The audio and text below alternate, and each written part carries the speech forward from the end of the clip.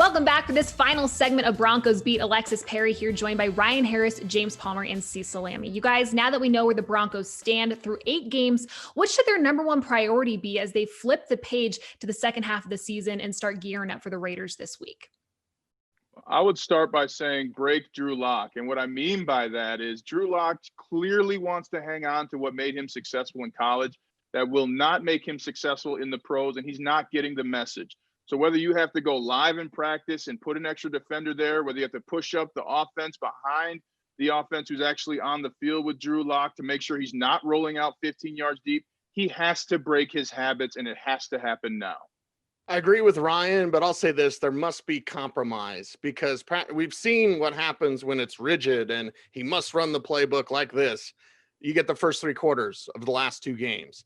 There has to be a compromise, and I'd like to see where Locke does what he needs to do, make plays from the pocket, understand the full offense, make full field reads. He's not doing these things. I want to see him do that. I want to see that progression that Ryan's talking about, but I'd also like to see Shurmur throw him a bone. Here's some of your favorite stuff. Let's do this once in a while. We're going to get there, but in order to get there, I need to set it up with these sorts of plays. So I need to see some give and take on both sides. Locke needs to improve, number one, and Pat Shurmur needs to work with them a little bit better, in my opinion.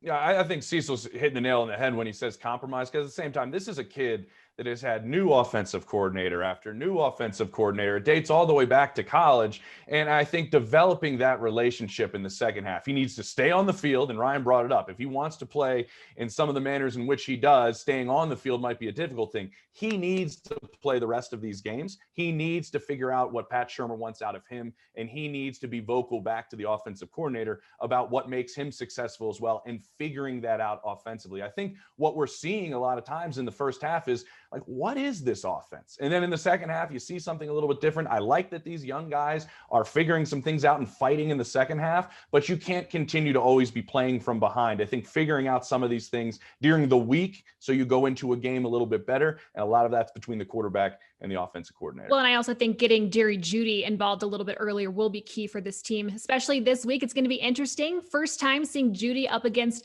Alabama teammate Henry Ruggs III. And I know we were all kind of shocked when the Raiders took Ruggs over Jeudy in the draft this year. So how would you guys say, kind of looking at those two guys about the midway point of the season, how would you say the Broncos fared getting Jeudy over Ruggs? I'll look at one play, guys, and that was this week. Jerry Jeudy putting his hand up like he's going to run a go route and comes back. If that's not a veteran move in game number, 8 of your NFL career, Yep. I think they have a really, really, really good-looking player at Jerry Jeudy. And I think, to me, just that one motion, that you're comfortable enough to do that in your route in your rookie season, shows me that he is going to continue to grow by leaps and bounds the rest of this season. James is absolutely right. That was a mastery play. That's something you would see from a Randy Moss, a Chris Carter, a Tyler Lockett, guys like that, that nuance of the play.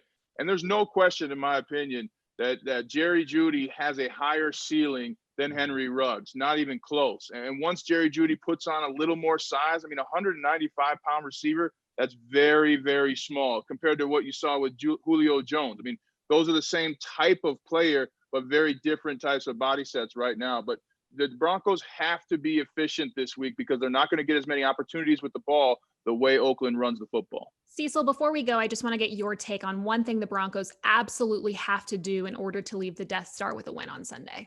Yeah, stop Darren Waller. I knew you were going to say it. A big-bodied tight end that's a wide receiver from Georgia Tech that is making plays. And, stop the tight end position because he's very dangerous. And Henry Ruggs, Jerry Jeudy, it's no question. Jerry Jeudy was the best receiver in the best receiving class in NFL history.